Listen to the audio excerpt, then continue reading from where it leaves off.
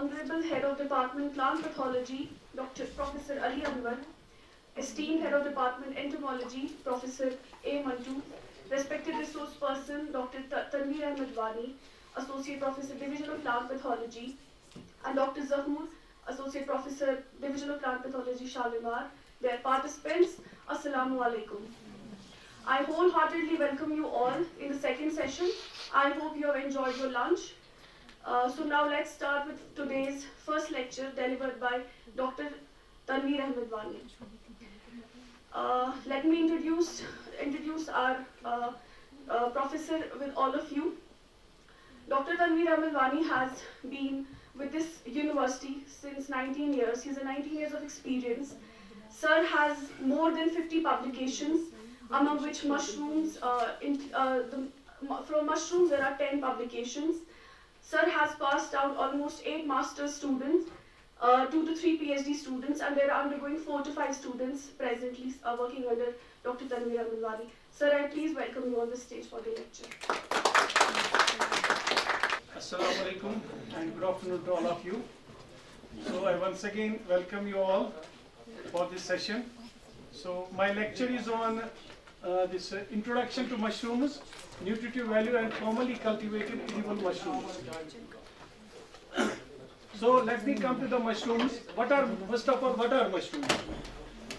Why we study mushrooms under the division of plant pathology? Mushrooms are macrofungi whose fruiting body is seen with the naked eye. We have a lot of fungi which we study in the plant pathology, but those fungi, they cause plant diseases. So that's why this subject plant pathology is there.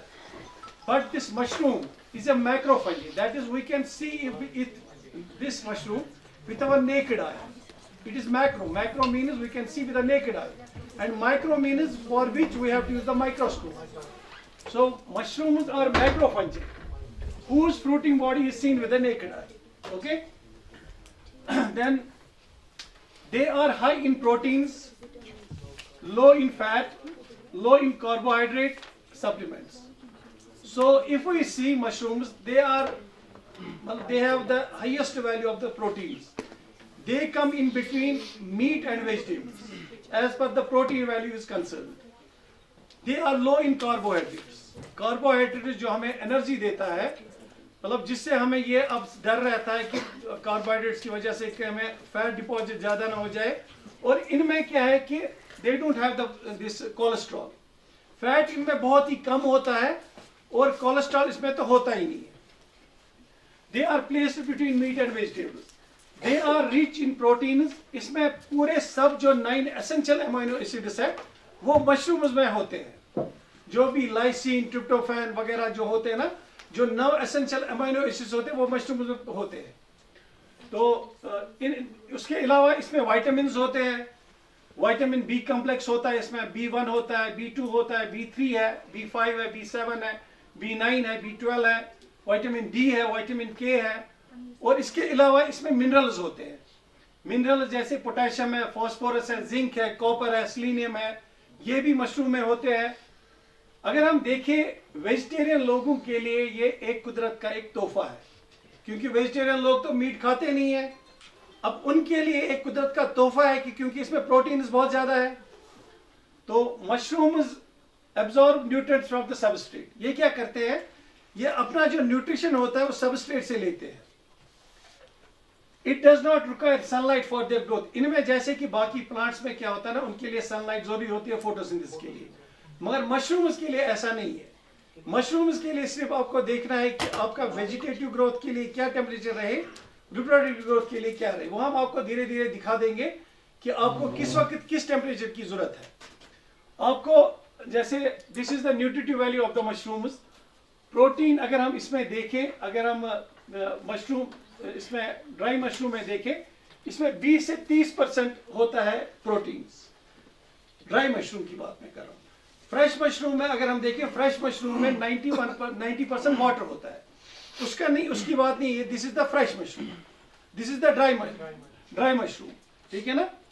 उसके बाद fibre होता है. इसमें fibre help करता है cholesterol कम करने में, और ये डाइजेस्टिव सिस्टम में आपको हेल्प देता है. उसके बाद विटामिन डी होता है इसमें, that is essential for the absorption of the calcium. Copper होता है इसमें, which aids in helping the body absorb oxygen and create red blood cells। Selenium इसमें होता है जो एंटीऑक्सीडेंट का काम करता है। पोटेशियम इसमें होता है जो बहुत ही ज़रूरी है, जो ब्लड प्रेशर रेगुलेट करता है। क्या होता है ना कि जिसमें सोडियम ज़्यादा होता है वो ब्लड प्रेशर पेशेंट्स के लिए ज़्यादा रिकमेंड नहीं किया है, मगर इसमें क्या होता है कि इसमें पोटेशियम ज़्यादा होता है। Why mushrooms are recommended for hypertensive patients, इसलिए हाइपरटेंसिव पेशेंट्स के लिए कि इसमें पोटेशियम ज़्यादा होता है, इंस्टेड ऑफ सोडियम इसमें पोटेशियम ज़्यादा होता है, इसलिए ये रिकमेंड हम करते हैं ब्लड प्रेशर हाइपरटेंसिव पेशेंट्स के लिए। अच्छा, बाकी सब इसमें फास्फोरस, जिंक, मैग्नीशियम जो मैंने पहले ही बोला ये होते हैं। अगर हम मशरूम्स की हिस्ट्री देखें तो मशरूम्स की हिस्ट्री करीब 1000 साल पहले 1000 AD में पहला मशरूम चाइना में उगाया गया, वुड ईयर मशरूम, जिसका साइंटिफिक नेम है ऑरिक्यूलेरिया स्पीशीज, ऑरिक्यूलेरिया पॉलीट्राइका या बाकी सब स्पीशीज है। तो उसको सबसे पहले 1000 AD में चाइना में उगाया गया।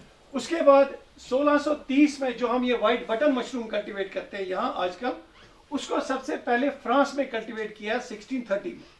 ठीक है, तो ये जो व्हाइट बटन मशरूम्स है ना, मशरूम्स का अलग अलग हैबिटेट होता है। कोई मशरूम होता है डंग इनहैबिटिंग, मतलब उसका बेसिक है कि वो गोबर से पे उगता है। अब हमने उसका सिंथेटिक कंपोस्ट बनाया है, मगर बेसिकली हमें देखना है कि इसका बेसिक क्या है। जैसे फॉर एग्जांपल शीटा के मशरूम है, ये है लिग्निकोलस, वुड इनहैबिटिंग, इसमें बेसिकली ये वुड पे आता है, जबकि बटन मशरूम है डंग इनहैबिटिंग, प्लूरोटस है वुड इनहैबिटिंग।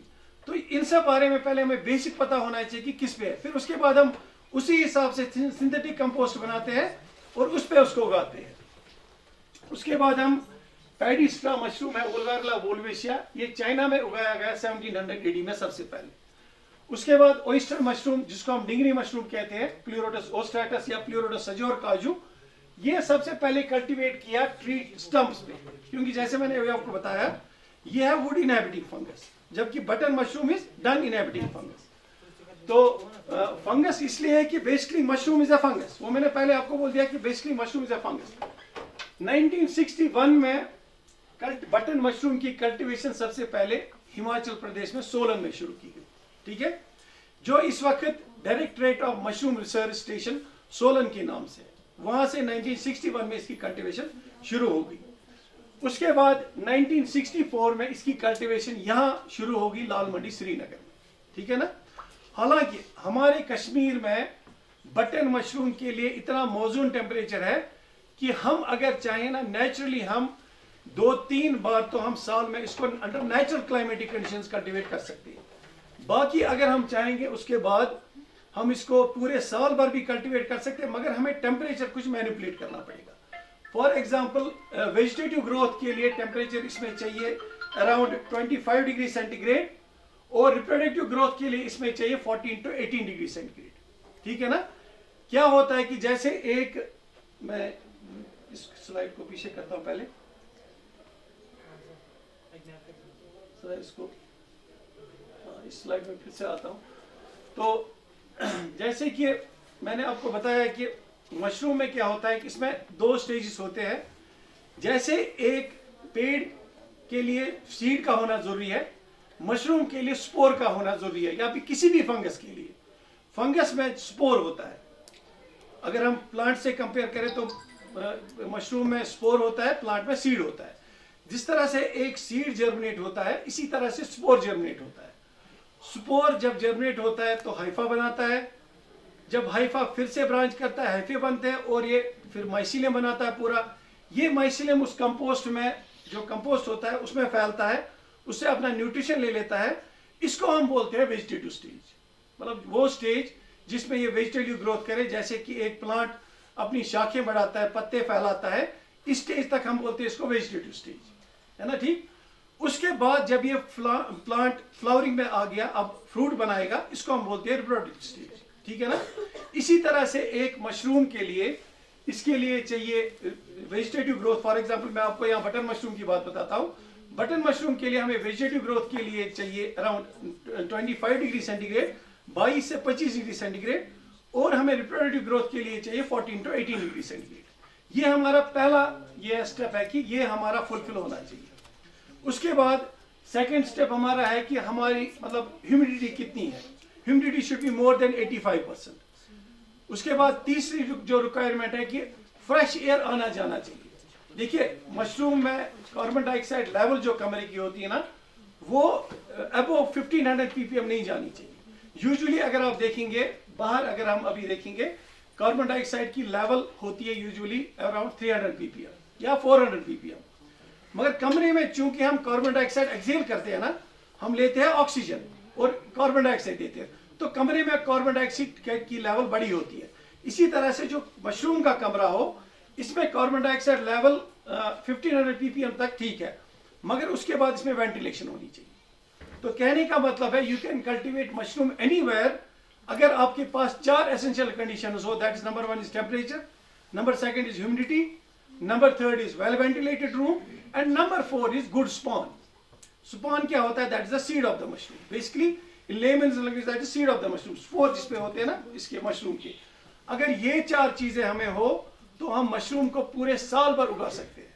ये 4 कंडीशंस का हमें ख्याल रखना है। तो नेक्स्ट स्लाइड, ये हमें कॉमनली कल्टीवेटेड मशरूम्स है जो हम कॉमनली कल्टीवेट करते हैं।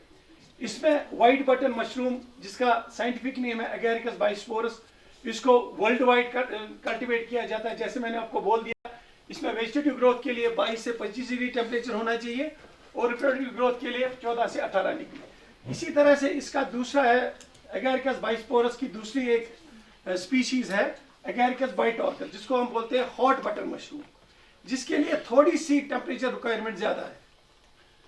इसके लिए वेजिटेटिव ग्रोथ के लिए 28 से 30 और रिप्रोडक्टिव ग्रोथ के लिए 22 से 24। ये दिया हुआ इस टेबल पे। इस टेबल को आप देख सकते हो अच्छी तरह से। इसका आप बाद में आपको इसका ये मैन्युस्क्रिप्ट भी मिलेगा, तो वो आपके मैन्युस्क्रिप्ट जो फाइनली आपको कंपेंडियम मिलेगा ना, उसमें ये सब लिखा होगा। तो अभी आप थोड़ा बहुत इसको समझने की कोशिश कीजिए और जहां आपको समझ नहीं आता है आप इंटरेक्ट कीजिए, ठीक है ना। इंटरेक्शन से इंसान ज्यादा सीखता है। उसके बाद ओयस्टर मशरूम, इसके लिए टेम्परेचर कहाँ कहाँ कल्टीवेट होता है वो यहाँ दिया हुआ है। जो जिस जगह पे ज्यादा कल्टीवेट वो इस कॉलम में दिया हुआ है। और इसी तरह से वेजिटेटिव ग्रोथ के लिए क्या टेम्परेचर चाहिए, रिप्रोडक्टिव ग्रोथ के लिए क्या टेम्परेचर चाहिए। इसी तरह से डिंगरी मशरूम, ये भी प्लूरोटस की एक स्पीशीज है। प्लूरोटस सजोर काजू, जो हम ज्यादातर यहाँ कल्टीवेट करते हैं, सजोर काजू स्पीशीज करते हैं। इसमें टेम्परेचर वेजिटेटिव ग्रोथ के लिए 25 से 27 और रिप्रोडक्टिव ग्रोथ के लिए 19 से 21। अब नेक्स्ट मशरूम जो यहाँ शीटा के मशरूम है ना, ये शीटा के मशरूम अब वर्ल्ड वाइड अगर हम देखें इस वक्त ग्लोबल लेवल पे, इसकी प्रोडक्शन इस वक्त, इसकी कल्टीवेशन ज्यादा हो रही है ओवरऑल। अगर हम देखें ना, यूरोप में, चाइना में, अभी इंडिया में तो हम बटन मशरूम ही ज्यादा कल्टीवेट कर रहे हैं, मगर अगर आप चाइना में देखोगे या अमेरिका में, यूरोप में देखोगे, तो शीटा के मशरूम अब बटन मशरूम को पीछे छोड़ रहा है। तो हमें कंसंट्रेट करना अब जाके शीटा के मशरूम पे, ठीक है ना। क्योंकि शीटा के मशरूम में, बेसिकली शीटा के मशरूम में क्या होता है ना, इसमें 2-3 महीने इसमें लग जाते हैं शुरू में। आपको वो आपके इस पर आपको कल डिटेल लेक्चर जो होगा, वो आपको कल की जो एक्सपर्ट है वो आपको डिटेल लेक्चर उनका शीटा के मशरूम पे ही होगा। और उनका दूसरा एक मशरूम है, इसमें वुडी, ये विंटर मशरूम है, इसमें फ्लेमिला विलोटिप्स। इन दोनों पे उसका कल लेक्चर होगा, शीटा के मशरूम और विंटर मशरूम पे, जो कल के एक्सपर्ट होंगे। इस लेक्चर को आप मिस नहीं करना, क्योंकि बटन मशरूम, डिंगरी मशरूम आपको थोड़ा बहुत पता है। मैं चाहता हूं आप लोग सीखे शीटा के मशरूम के बारे में, कैसे कल्टीवेट करना, विंटर मशरूम फ्लेमिला विलोटिप्स कैसे कल्टीवेट करना है, उसके लिए क्या टेक्निक्स होंगी, है ना। ये सब आपको मतलब सीखना है इस ट्रेनिंग में। सर मेरा क्वेश्चन ये है कि रिसेंटली मैंने एग्रीकल्चर डिपार्टमेंट से वर्मी कंपोस्ट किए, इनके बैग्स वगैरह, ठीक। तो मशरूम के हाथ से बात करें, तो उसमें यह है कि सर मुझे ये बताएं कि जो बैग के अंदर टेम्परेचर है वो क्या रहना चाहिए। जब मैंने बैग लाया वहाँ से, तो मुझे ये बताया गया कि आपने 2-3 दिन तक इसके अंदर सीड वो स्पाम नहीं करना है, फिलहाल इसको टेम्परेचर नॉर्मल। आप मशरूम की बात कर रहे हो या वर्मी कंपोस्ट? नहीं, इसकी एग्री इसकी मशरूम की बात कर रहा हूँ। मशरूम की बात। बैग वहाँ से बैग्स मिले, मतलब मैं अच्छा, बैग्स आपने लाए? हमें मैंने बैग्स दिए ठीक ठीक। तो हमें बताया आपने ओनली कंपोस्ट ले लिया वहाँ से? जी जी, है ना, उसमें कोई स्पॉनिंग नहीं हुई थी? नहीं हुई थी। अच्छा ठीक। तो वो मैंने जब घर लेके आया तो उसमें ये था कि टेम्परेचर बहुत ज़्यादा था, अच्छा, तो आप चूंकि मैं फर्स्ट टाइम इसको कर रहा था इस पे हाँ। काम, तो मुझे इसके बारे में कुछ इतना खास नॉलेज नहीं था। हम्म, तो वो फिर मैंने सब घर लिया, तो मैंने 2-3 एक्सपर्ट्स मतलब थे एग्रीकल्चर के, उनसे मैंने पूछा। उन्होंने कहा कि तो 1-2 दिन तक इनको स्टेबल रखें, मतलब नॉर्मल आने दे पोजीशन, क्योंकि वो हीट अप बहुत ज़्यादा उनके अंदर हीट बहुत ज़्यादा थी। तो उसके बारे में ये पूछना क्या हमें जो ये वहाँ से हम लेके आते हैं डायरेक्ट उसके अंदर स्पॉन डालना चाहिए, यहाँ थोड़ा वेट करना देखिए चाहिए? जो उन्होंने दिया होता है वो देते हैं, कुछ लोग देते हैं वो डायरेक्टली कंपोज देते हैं, कुछ लोग देते हैं स्पॉनिंग की हुई होती है। अच्छा, अच्छा। उसमें आपके केस में स्पॉनिंग नहीं थी। नहीं, वो उसमें नहीं थी। देखिए मैंने जब खुद आप की है स्पॉनिंग करोगे ना, स्पॉनिंग के 3 तरीके स्पॉनिंग करने की। सही। स्पॉनिंग आप कर सकते हो, मिक्सड स्पॉनिंग कर सकते हो, लेयर स्पॉनिंग कर सकते हो, या सरफेस पर मतलब एक ही ऊपर वाली तह पे कर सकते हो, पूरा उसको मिक्स करके स्पॉनिंग कर सकते हो, या लेयर्स में कर सकते हो। अगर फॉर एग्जांपल 9 इंच का बैग है सही। तो उसमें पहले आप 3 इंच की करोगे, उसके बाद 6 इंच की करोगे, फिर 9 इंच पे, फिर उसके बाद आपको क्या करना, आपको उसको स्पॉन रन होने देना है। अच्छा, ये जो स्पॉन रन का पीरियड होता है ना, ये होता है करीब 15 से 15 दिन तक, 15-20 दिन तक, जब तक इसमें पूरी सफेदी ना फैल जाए, जब तक वो जो माइसीलियम है उसका जी, वो फैलता ना जाए। जब वो माइसीलियम उसमें पूरी तरह से फैल जाएगा ना, जी जी बेसिकली स्पोर होता है, स्पोर जैसे मैंने अभी आपको बोला हाइफा बनाएगा, माइसीलियम बनाएगा, पूरा ये बना दिया, जाल बना देता है। जी जी। उसके बाद उसका काम होता है उसमें से न्यूट्रिशन लेना। तो इस टाइम इस पीरियड के लिए आपको टेम्परेचर चाहिए 22 से 25 डिग्री सेंटीग्रेड। बैग के अंदर क्या टेम्परेचर होना चाहिए इसमें? वही मैं कह रहा ना, उसमें टेम्परेचर होना चाहिए, ये बेसिकली अगर आपको रूम टेम्परेचर होता है ना सर, रूम टेम्परेचर आपको बाहर का हो गया ना 25, जी, जी। तो उसका असर रहेगा ना उसमें भी। बैग की- उसमें आपको सिर्फ ख्याल रखना है कि उसमें वो ह्यूमिडिटी है। जी जी सर। देखिए जब आप पहले फिल करते हो बैग्स में, उस वक्त आप उसको कंपोस्ट को जब निचोड़ते हो ना, जी आपको आपका हाथ मतलब निचोड़ने पे वो टपकना नहीं चाहिए, सही सर। पानी टपकना नहीं चाहिए, मगर हाथ में थोड़ा गीला हो ऐसा होना चाहिए, ज्यादा सूखा भी नहीं होना चाहिए, है ना। तो आपने उसमें डाल दिया, उसके बाद आपको रूम का टेम्परेचर जब आपने ये मेंटेन कर दिया और ये सब चीजों का ख्याल रख दिया, उसके बाद उसमें स्पॉन रन हो जाएगा। ठीक है ना, स्पॉन रन होता जाएगा, इसमें करीब करीब 15-20 दिन लग जाएंगे स्पॉन रन में। ठीक सर। तो उसके बाद फिर आपको देखना है क्या ये स्पॉन रन, आप चेक करोगे, उसमें उठाओगे थोड़ा सा, आप ये उठाओगे, आप देखोगे क्या ये फैल गया पूरी में, ये जो इसमें व्हाइटनेस है ये क्या पूरी तरह से फैल गया। अगर ये फैल गया होगा तो उसके बाद आपका नेक्स्ट स्टेप होता है केसिंग करना है। केसिंग का बिल्कुल। आपको केसिंग करना है। केसिंग क्या होता है, आप पीट सॉइल और गार्डन सॉइल को लाते हो, उसको मिक्सर करते हो, या आजकल कोकोपीट आता है, कोकोपीट के वो ब्रिक्स आते हैं, वो हम आपको दिखाएंगे वहाँ, तो उसके जरिए आप उसको वो कर सकते हो। उसके बाद जब आपने केसिंग की, फिर आपको ये टेम्परेचर इसका आप चेंज करना है। इस पीरियड तक तो आपका टेम्परेचर अराउंड 22 से 25 डिग्री सेंटीग्रेड रहेगा। अब इसका टेम्परेचर रहेगा फिर 14 to 18, क्योंकि अब ये दाखिल हो जाएगा रिप्रोडक्टिव स्टेज। ठीक है ना, तो इसमें मैंने बेसिकली टाइमिंग फिक्स करके रखा है, तो उसी हिसाब से ये चल रहा है खुद ही। तो यहाँ मैं पहुंचा था, कॉमनली कल्टिवेटेड मशरूम्स ये है, तो इनका ये टेम्परेचर दिया गया है, बाकी सब इन पे डिफरेंट एक्सपर्ट्स इस पे बोलने वाले हैं। ठीक है ना, यहाँ मैंने आपको टेम्परेचर और कौन कौन से कल्टिवेटेड है, white button, oyster mushroom, dhingri mushroom, shiitake mushroom, wood ear mushroom, paddy straw mushroom, winter mushroom, nameko mushroom, milky mushroom. Milky mushroom इस वक्त साउथ इंडिया में अगर आप देखें ना, मिल्की मशरूम की कल्टिवेशन बहुत ज्यादा हो रही है, और इसमें भी मिल्की मशरूम पे भी एक एक्सपर्ट ये दे रहे हैं, shiitake mushroom, winter mushroom, milky mushroom.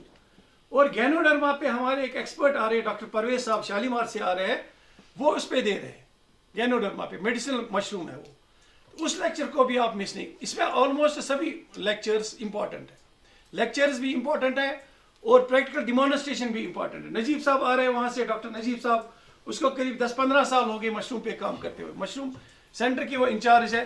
उनका कंपोस्ट किस तरह से, जो आपका क्वेश्चन है ना कंपोस्ट किस तरह से बनाना है, वो सब उस पर वो दे देंगे। तो कहने का मतलब है कि ओवरऑल सभी लेक्चर्स इंपॉर्टेंट, इस पे हर एक कोई ना कोई दे रहा है। ठीक है ना, तो ये हमारे different types of the mushrooms cultivated in India. ये जैसे बटन मशरूम है, वो ये वाला बटन मशरूम है। तो उसके बाद ये है जी डिंगरी मशरूम। ठीक है ना, ये भी आपने देखा होगा डिंगरी मशरूम। तो इसमें टेम्परेचर मैंने ऊपर फ्रूटिंग टेम्परेचर लिखा हुआ है। फ्रूटिंग टेम्परेचर क्या जरूरत है, मतलब दिस इज रिप्रोडक्टिव ग्रोथ के लिए। ठीक है ना, उसके बाद ये आपका पैडी स्ट्रा मशरूम है, पैडी स्ट्रा, जो पैडी का स्ट्रा होता है उस पे आता है, तो उस पे उसका नाम पड़ गया है। पैडी स्ट्रा में क्या होता है, इसमें वोल्वा होता है। खैर इस पे भी आगे चल के लेक्चर डिटेल में होंगे। उसके बाद ये आपका है जो हम देख रहे हैं जियोपोरा। अगर हम बारामूला डिस्ट्रिक्ट से होंगे, आप देखते होंगे कि बारामूला टाउन में अक्सर कन पापड़ छाते भूज में कन पापड़ ये होते हैं, यहाँ बेचते हैं यहाँ। तो इस पे भी अब चल रहा है काम, इस पे भी काम हो रहा है। ये this is the little mushroom of dry sand sites. तो इस पे भी डिस्ट्रिक्ट बारामूला में अगर आप देखें तो मार्च अप्रैल के महीने में इसको बेचते हैं वहाँ, तो इससे अच्छी खासी इसमें इनकम आती है। तो उसके बाद मेडिसिनल मशरूम, जैसे मैंने आपको बोला, गैनोडर्मा और कॉर्डिसेप्स, ये दोनों मेडिसिनल मशरूम्स है। इस पे डॉक्टर परवेज साहब हमारे, इसने पीएचडी किया है इसी पे, गैनोडर्मा और कॉर्डिसेप्स पे। गैनोडर्मा पे उसने काम किया है डॉक्टर परवेज साहब, तो वो भी जोर साहब के साथ उनका था। मगर मैंने इस लेक्चर को इसलिए पीछे रख दिया, मैंने सोचा पहले आपको एक इंट्रोडक्शन पता चले, अदरवाइज वो कह रहे थे कि वो आज आ सकते थे, तो मगर मैंने सोचा नहीं, आपको स्टेप बाय स्टेप आपको सिखाए। तो गैनोडर्मा, इसमें इसको ऋषि मशरूम बोलते हैं, जापानीज में इसको लिंगजनी बोलते हैं। ये वुड इनहेबिटिंग मशरूम है। ये इसको हम वुड्स पे ही करते हैं। इसका ऑप्टिमम टेम्परेचर दिया हुआ यहाँ 26 से 30 डिग्री सेंटीग्रेड, और रिप्रोडक्टिव ग्रोथ के लिए 24 से 28 डिग्री सेंटीग्रेड। दूसरा एक कॉर्डिसेप्स है, कॉर्डिसेप्स मिलिटरिस, इसके भी स्पीशीज है। इसमें हमारा एक डॉक्टर फारूक साहब यही है, हमारे यही डिवीजन ऑफ पैथोलॉजी में है डॉक्टर फारूक अहमद भट्ट, जिनके यहाँ ये हमारा इनकी पीएचडी स्टूडेंट है, या और भी बहुत से स्टूडेंट्स हो गए यहाँ। डॉक्टर फारूक अहमद वो है इनकी student, MSc student, then many students of Farooq साहब आर हियर। तो ये आपको लेक्चर देंगे कॉर्डिसेप्स पे, कीड़ा जड़ी मशरूम। वहाँ लेक्चर शेड्यूल पे अगर आप देखेंगे ना, कीड़ा जड़ी मशरूम लिखा है वहाँ, इस पे आपको डॉक्टर फारूक साहब लेक्चर देंगे पूरा, किस तरह से इसको कल्टिवेट करना है। तो मैं कहने का मतलब इसमें हर एक इंपॉर्टेंट मशरूम है, हर एक इंपॉर्टेंट लेक्चर है, हर एक प्रैक्टिकल डिमॉन्स्ट्रेशन इंपॉर्टेंट है, और इसलिए आप किसी भी इस चीज को मिस ना कीजिए, ठीक है ना। तो इस पे फारूक साहब आपको अच्छी तरह से बोलेंगे पूरा, क्योंकि ये जो मशरूम है ना, इसमें नीचे ये कीड़ा है, ये कीड़े पे बेसिकली कीड़ा जड़ी इसको क्यों बोलते हैं, कीड़े पे उगता है। मगर अब हमने क्या किया है कि हमने देखा जो कीड़े में होता है वैसा एक सिंथेटिक कंपोस्ट बना है ना। तो किस कैसे उगेगा वो आपको वो बताएंगे फारूक साहब इस पे। अब ये मोरचिला है, या इस पे मोरचिला, इसको तो आप अच्छी तरह से जानते हैं, है ना। तो ये मशरूम बेसिकली इसको गुच्छी बोलते हैं। ये मशरूम जो है ना, ये आता है दूसरे डिवीजन में। अगर आप साइंस स्ट्रीम से जो है, ये एस्कोमाइकोट, जो अभी तक जो मशरूम थे ना वो बेसिडोमाइकोटिना में थे। खैर उसके साथ हम ज्यादा टच नहीं करेंगे, ये थोड़ा उनसे डिफरेंट है क्योंकि इस पर एस्कोस्पोर्स है। हम ये भी देखते हैं कि किस मशरूम में कौन सा स्पोर होता है। किसी में मोस्टली मशरूम में बेसिडोस्पोर्स होते हैं, ये वाला अलग से है, दूसरा इसमें एस्कोस्पोर्स होते हैं। तो इसके कल्टीवेशन के बारे में भी, इसमें क्या रिक्वायरमेंट्स है, इसमें किस इस पे होता है, ये तो वो बताएंगे। ये फिर से आ गया जियोपोरा पे। तो ये मैं मेडिसिनल मशरूम्स आपको बोल रहा था, तो इस पे तो हो गया। तो okay, thank you very much, thank you.